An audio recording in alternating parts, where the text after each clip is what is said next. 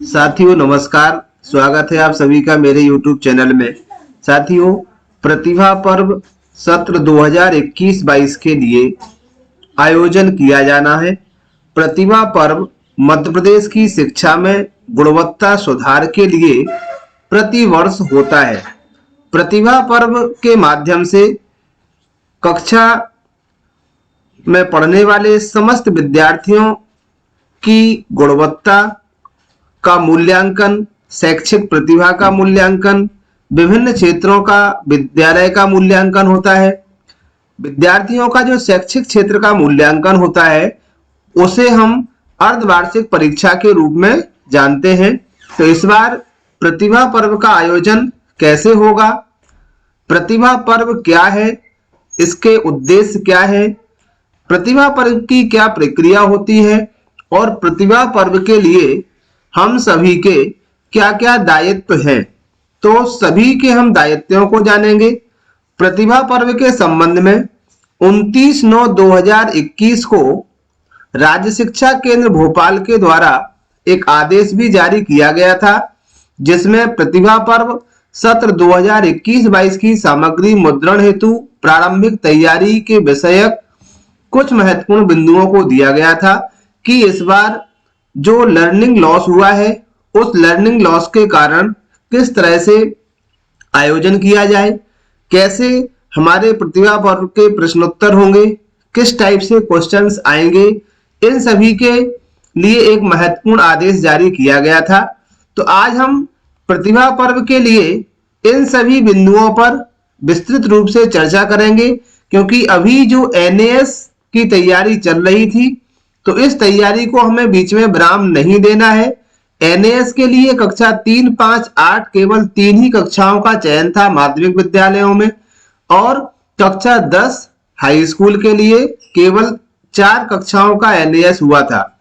अभी जो learning loss हुआ है, इस लर्निंग लॉस से संबंधित सामग्री को राज्य शिक्षा केंद्र ने प्रत्येक विद्यालय को प्रदान किया है, जिसके माध्यम से पूर्व की कक्षा का अध्यापन कार्य बच्चों को नवंबर और दिसंबर माह में कराना है। इसी आदेश में बताया गया है कि जो प्रतिभा पर्व का आयोजन है, यह आयोजन दिसंबर के अंत में या जनवरी के फर्स्ट और सेकंड वीक में संभावित है। तो हमें जब तक इसकी तैयारी करना है, लर्निंग लॉस की सामग्री के लिए 2-2 मॉड्यूल्स या 2-2 पुस्तकें हम कहें प्रत्येक कक्षावार दी गई हैं, 2 से लेकर 8 तक, जिसमें पूर्व की कक्षा का या पूर्व की क्लास के जो सिलेबस है उसको लर्निंग आउटकम बेस्ड सामग्री बहुत अच्छे तरीके से तैयार की गई है। तो सभी शिक्षक साथी उस सामग्री को अच्छे से कराएं, क्योंकि इस सामग्री को हल करने का जो टाइम है नवंबर और दिसंबर है, और प्रतिभा पर्व का आयोजन भी हमारे दिसंबर के अंत में होना है। इसलिए यह सामग्री बच्चों की पढ़ाई के लिए, जो उनकी शैक्षिक गुणवत्ता का मूल्यांकन होगा, उसके लिए महत्वपूर्ण साबित होगी। इससे संबंधित वीडियो भी मेरे चैनल पर आपको मिल जाएंगे, जो लर्निंग लॉस की सामग्री राज्य शिक्षा केंद्र ने हमें प्रदान की है। इसके लिए हमारे चैनल से संबंधित व्हाट्सएप ग्रुप भी हमारे हैं, 2 व्हाट्सएप ग्रुप बने हुए हैं, टेलीग्राम चैनल भी है। इन दोनों समूहों की, दोनों ग्रुपों की लिंक आपको वीडियो के डिस्क्रिप्शन से मिल जाएगी। इसके माध्यम से आप हमारे चैनल को और व्हाट्सएप ग्रुप को भी ज्वाइन कर सकते हैं, जहां से भी आपको नियमित रूप से सामग्री मिलती रहेगी और आप बच्चों तक उस सामग्री को पहुंचाएं। तो आज हम देखते हैं प्रतिभा पर्व के बारे में, किस तरह से हमें तैयारी कराना है, पूरी रूपरेखा को। जैसे ही आगे और कुछ आएगा हम आपको वीडियो के माध्यम से तुरंत अवगत कराएंगे। इसके लिए यदि आप चैनल से जुड़े हुए हैं पूर्व से, तब कोई परेशानी नहीं है, अदरवाइज आप चैनल को सब्सक्राइब कर लें, जिससे कि संबंधित सामग्री, चाहे वो शिक्षा से संबंधित हो, शैक्षणिक अध्यापन कार्य से संबंधित हो या शिक्षकों के लिए हो, सबसे पहले चैनल पर आपको उपलब्ध करा दी जाएगी। तो प्रतिभा पर्व क्या है, उद्देश्य, प्रक्रिया और दायित्वों के बारे में हम जानते हैं। तो सबसे पहले देखते हैं कि प्रतिभा पर्व क्या है। तो प्रतिभा पर्व का आयोजन प्रतिवर्ष दिसंबर या जनवरी माह में होता है, जिसे छमाही की परीक्षा के रूप में लिया जाता है। अर्धवार्षिक परीक्षा के जो अंक होते हैं उनके स्थान पर हम प्रतिभा पर्व के अंकों को ही हमेशा विगत सत्रों में भी लिखा हुआ है हम लोगों ने। उसी तरह से हम अपनी जो प्रगति पत्रक बनाते हैं वहां प्रतिभा पर्व के मूल्यांकन को हम अर्धवार्षिक मूल्यांकन के मान करके ही चलते हैं। तो प्रतिभा पर्व के तहत सभी माध्यमिक शालाओं के बच्चों की जो शैक्षिक और सहशैक्षिक मूल्यांकन भी इसमें किया जाता है। प्रथम दिवस जो है वो शैक्षिक मूल्यांकन होता है और द्वितीय दिवस इनकी खेल कूद सामग्री प्रतियोगिताएं होती हैं, जिसमें कुछ प्राइज डिस्ट्रीब्यूशन भी हमारे विद्यालयों के द्वारा कराया जाता है, जिसके लिए कुछ विशिष्ट ग्रांट भी हमें उपलब्ध कराई जाती है। इसके बाद हम देखते हैं प्रतिभा पर्व के उद्देश्य। प्रतिभा पर्व के उद्देश्य क्या है साथियों? तो प्रतिभा पर्व के उद्देश्य दिए गए हैं कुछ। शिक्षा की गुणवत्ता की सही स्थिति ज्ञात करना एवं नियमित अंतराल पर प्रगति ट्रैक करना कि बच्चों में जो प्रगति हो रही है उसे हम किस तरह से ट्रैक कर पाते हैं। बच्चों की शैक्षणिक उपलब्धियों के प्रति शासन की प्रतिबद्धता एवं प्राथमिकता दर्शाना एवं समाज को संवेदित करना।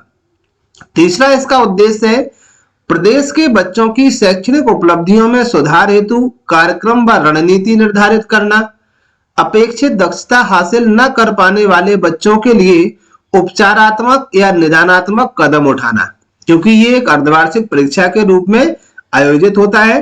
तो जब तक वार्षिक परीक्षा आती है यदि कोई बच्चे कहीं किसी स्तर पर कमजोर हैं तब उनके लिए हम उपचारात्मक या निदानात्मक शिक्षण की व्यवस्था कर सके। बच्चों की शैक्षणिक उपलब्धियों के प्रति शिक्षकों, शिक्षा प्रशासन, जनप्रतिनिधियों एवं समाज को उत्तरदायी बनाना और शाला संचालन व सुविधाओं की सही स्थिति ज्ञात करना तथा आवश्यक सुधार करना, ये प्रतिभा पर्व के मुख्य उद्देश्य है। नेक्स्ट हम जान लेते हैं इसकी प्रक्रिया कि प्रतिभा पर्व की किस तरह से संचालित होता है, इसकी प्रोसेस क्या है। तो इसके दो चरण मुख्य रूप से होते हैं। पहले चरण में हम देखें तो प्रथम चरण के अंतर्गत पूरे प्रदेश में एक साथ विभाग द्वारा निर्धारित तिथि को मूल्यांकन कार्य किया जाता है। तिथि निर्धारित होती है, अभी केवल संभवतः जो मंथ है वो निर्धारित है कि दिसंबर के लास्ट में या जनवरी के फर्स्ट वीक में प्रतिभा पर्व का आयोजन होगा। इसकी जो डेट फिक्स हो जाएगी उस पर आयोजन कराया जाएगा। इसके अंतर्गत बच्चों की शैक्षणिक उपलब्धियों एवं शालेय व्यवस्था का विभागीय स्तर पर जायजा लिया जाएगा। इस मूल्यांकन में पाई गई कमियों को शिक्षक तथा स्कूल शिक्षा विभाग एवं आदिवासी विकास विभाग के अमले द्वारा एक अभियान के रूप में दूर करने का प्रयास भी किया जाएगा। ये मेन इसका प्रयास है प्रारंभिक। द्वितीय चरण में देखते हैं कि जो विभागीय प्रथम और द्वितीय श्रेणी के अधिकारी जो होते हैं उनको जो तिथि निर्धारित की जाएगी उसके लिए जो चयनित शालाएं हैं उनके लिए कुछ आवंटित की जाती हैं। एक या दो शालाओं का आवंटन सभी के लिए किया जाएगा जहां पर जाके उन प्रतिभा पर्व संपन्न कराना होगा। नेक्स्ट हम देखते हैं प्रतिभा पर्व का मूल्यांकन। तो इसमें दो तरह का मूल्यांकन मुख्य रूप से होता है। एक है शालेय व्यवस्था का मूल्यांकन। इसके लिए कुछ प्रपत्र प्रत्येक अधिकारी कर्मचारी जिसकी ड्यूटी वहां प्रतिभा पर्व के लिए लगाई गई है उनको दिए जाते हैं। उन प्रपत्रों को भरना होता है जिन प्रपत्रों के माध्यम से हमें उस शाला की व्यवस्था, उसकी भौतिक स्थिति, उसमें उपलब्ध संसाधन, उसमें चल रही शैक्षणिक गतिविधियां, उसमें चल रहे जो शैक्षणिक गतिविधियों का रिकॉर्ड संधारण कैसे किया गया है, इन सभी का मूल्यांकन किया जाता है। तो साथियों यहाँ पॉइंट वाइज दिया गया है कि जैसे प्रार्थना सभा होती है या नहीं होती है, तो हाँ नहीं में ये मूल्यांकन होते हैं। इनके प्रपत्र पूरे हमें मिलते हैं राज्य शिक्षा केंद्र के द्वारा, जो क्रमशः जिला, ब्लॉक, जन शिक्षा केंद्र और विद्यालय तक उपलब्ध कराए जाते हैं।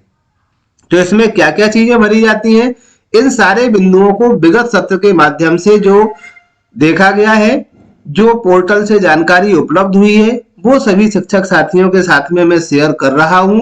इसी के तहत आप अपने विद्यालय की तैयारी करके रखें जिससे कि आपको प्रतिभा पर्व को संपन्न कराने में कोई असुविधा ना हो। इस पूरी स्क्रीन पर देख रहे सभी बिंदुओं का आप स्क्रीनशॉट भी ले सकते हैं जहां से आप प्रॉपर तरीके से तैयारी कर सकें। तो ये शालेय व्यवस्था का मूल्यांकन कि आपके विद्यालय में क्या भौतिक संसाधन और शैक्षिक संसाधन उपलब्ध है जिनके माध्यम से आप शैक्षिक कार्य कराते हैं। नेक्स्ट हम देखते हैं शैक्षिक मूल्यांकन।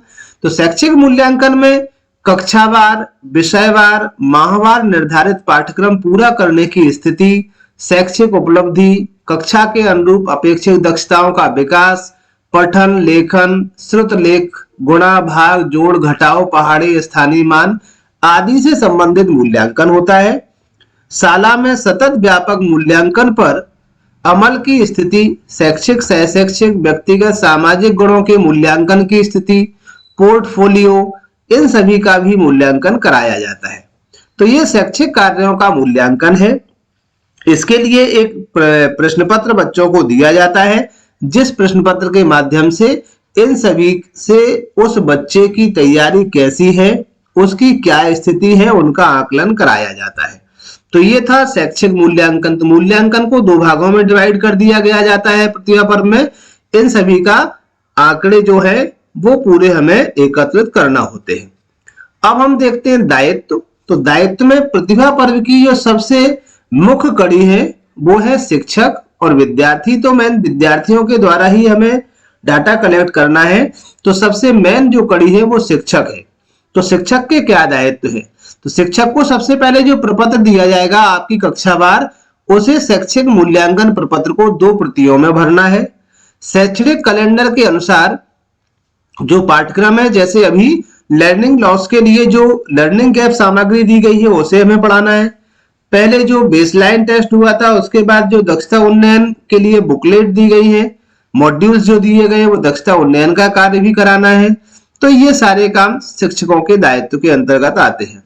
शैक्षणिक मूल्यांकन प्रपत्रों की दोनों प्रतियों को भरने के बाद प्रधानाध्यापक से अभिप्रमाणित कराना। शैक्षिक मूल्यांकन प्रपत्र की अभिप्रमाणित प्रतियां सत्यापनकर्ता अधिकारी को उपलब्ध कराना और जो प्रपत्र प्रश्न पत्र के आधार पर बच्चों को मूल्यांकन करने के लिए मिलेंगे उनकी जांच करना। जो हमें मिलेगा एग्जाम के थ्रू उनकी जांच करना, ये संबंधित विषय शिक्षक का उत्तरदायित्व होगा। अब हम देखते हैं प्रधानाध्यापक का क्या उत्तरदायित्व है। तो साथियों, ये प्रधानाध्यापक के प्रमुख उत्तरदायित्व लिखे हुए हैं। तो इसको आप जैसे शैक्षणिक कैलेंडर के अनुसार कक्षानुरूप, विषयानुरूप पूर्ण करवाना, ये प्रधानाध्यापक का उत्तरदायित्व है कि आपकी कक्षा में जितने भी विद्यार्थी हैं उनका सिलेबस पूर्ण हुआ है या नहीं हुआ।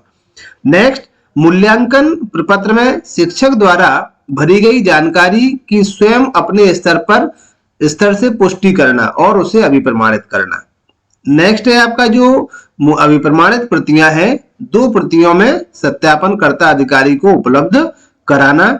नेक्स्ट जो है मूल्यांकन प्रपत्रों से यह समझा जाए कि आपने स्तर से जो पुष्टि कर ली है एवं शिक्षक द्वारा भरी गई जानकारी आप से सहमत है, ये उसकी अभिप्रमाणित की प्रति से हो जाएगा क्लियर। तो ये प्रधानाध्यापक का उत्तरदायित्व था। सत्यापनकर्ता अधिकारी का क्या उत्तरदायित्व होगा? तो शिक्षक एवं प्रधानाध्यापक द्वारा भरे गए अभिप्रमाणित किए गए मूल्यांकन प्रपत्र के आधार पर बिंदुवार जानकारी की पुष्टि करना व सत्यापित करना। सत्यापनकर्ता अधिकारी के रूप में आवंटित शाला में पहुंचकर सत्यापन का कार्य करना। तो ये कुछ सत्यापनकर्ता अधिकारी के उत्तरदायित्व थे। इसके बाद हम देखते हैं जनशिक्षक के उत्तरदायित्व क्या है। सत्यापनकर्ता अधिकारी के रूप में मिले दायित्वों को बखूबी से निभाना यदि किसी जनशिक्षक को मिल जाता है। सहशैक्षिक प्रपत्र एवं शालेय व्यवस्था मूल्यांकन प्रपत्र के आधार पर बिंदुवार जानकारी की पुष्टि करना व सत्यापित करना। और जो भी आपको जो प्रपत्र आपको मिलेंगे सत्यापनकर्ता अधिकारी से, उसे आप बीआरसी कार्यालय तक भेजेंगे। इसके पहले जो बीआरसी से आपको ब्लॉक से जो प्रश्न पत्र मिलेंगे उन्हें आपको अपने अधीनस्थ शालाओं को भी भेजना। ये एक जनशिक्षक का उत्तरदायित्व है। तो ये मैंने आपको बताए हैं कुछ प्रमुख लोगों के उत्तरदायित्व। इसके बाद और भी लोगों के उत्तरदायित्व है, जैसे बीएससी का क्या उत्तरदायित्व होगा, ब्लॉक का क्या उत्तरदायित्व होगा, हमारे डीपीसी का क्या उत्तरदायित्व होगा और जिले के अन्य अधिकारी कर्मचारियों का क्या उत्तरदायित्व होगा। तो प्रत्येक स्तर पर प्रतिभा पर्व के लिए कुछ उत्तरदायित्व निर्धारित किए जाते हैं। इन सभी उत्तरदायित्वों की विस्तृत जानकारी के लिए आप एजुकेशन पोर्टल पर जाके प्रतिभा पर्व को ओपन करके वहां से देख सकते हैं। ये थी कुछ महत्वपूर्ण जानकारी प्रतिभा पर्व की तैयारी कराने से संबंधित। आशा है वीडियो में दी गई जानकारी पसंद आई होगी। यदि वीडियो अच्छा लगे तो लाइक करें और दोस्तों तक शेयर करें, जिससे समय रहते हुए आप प्रॉपर तरीके से प्रतिभा पर्व की तैयारी कराते रहें। Thank you.